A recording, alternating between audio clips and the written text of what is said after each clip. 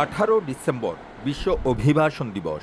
সংযুক্ত আরব আমিরাত ও মধ্যপ্রাচ্য সহ বিভিন্ন দেশের বাংলাদেশ মিশনে এই দিবস পালনে নানা উদ্যোগ নেওয়া হয়। দিবসটি উপলক্ষে প্রবাসী বিশেষজ্ঞরা জানান, অভিবাসীদের নিয়ে বাংলাদেশে যে আইন রয়েছে তার যথাযথ প্রয়োগ নেই। এ কারণে হাজার হাজার অভিবাসন প্রত্যাশী নানা ধরনের প্রতারণার শিকার হচ্ছে।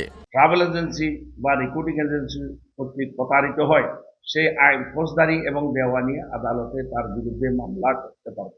এই মামলা করার জন্য যে কোনো তাকে ব্যবস্থা করে দেওয়ার জন্য বাংলাদেশ মিশন অথবা বাংলাদেশের প্রবাসী কল্যাণ বৈদেশিক কর্মসংস্থান মন্ত্রণালয় তার এই ব্যবস্থা গ্রহণে বাধ্য থাকে।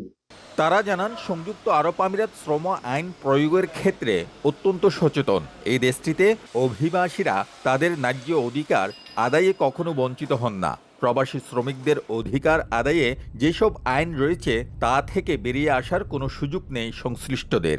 অভিবাসীদের স্বাস্থ্য সচেতনতার প্রতিও সজাগ দৃষ্টি রাখে দেশটি। তবে অভিবাসীদের নিয়ে বাংলাদেশে আইনের যথাযথ প্রয়োগ না হওয়ায় বিপত্তি ঘটে নিজ দেশে। যেই দেশে পাঠাবেন আপনি সংযুক্ত আরব আমিরাত, সৌদি আরব অথবা ওয়ার্ল্ডের অন্য কোনো দেশে, ওই দেশের অভিবাসন আইন সম্পর্কে তাদেরকে পর্যাপ্ত পরিমাণ ধারণা দেওয়া হয় না।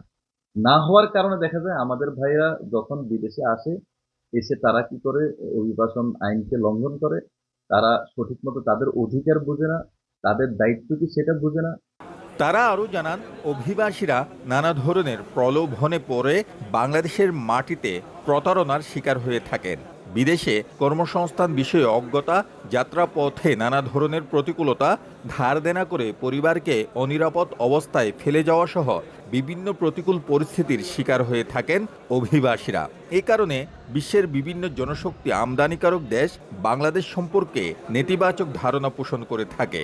এই অবস্থা থেকে বেরিয়ে আসতে না পারলে আগামীতে সংযুক্ত আরব আমিরাত সহ মধ্যপ্রাচ্যের দেশগুলোতে জনশক্তি রপ্তানি সংকুচিত হয়ে যেতে পারে বলে আশঙ্কাও প্রকাশ করেন বিশেষজ্ঞরা। প্রকৃত আইন প্রয়োগ করে অভিবাসীদের নিরাপত্তা প্রদানে এখনই সচেতন হওয়া জরুরি বলে মনে করেন সংশ্লিষ্টরা।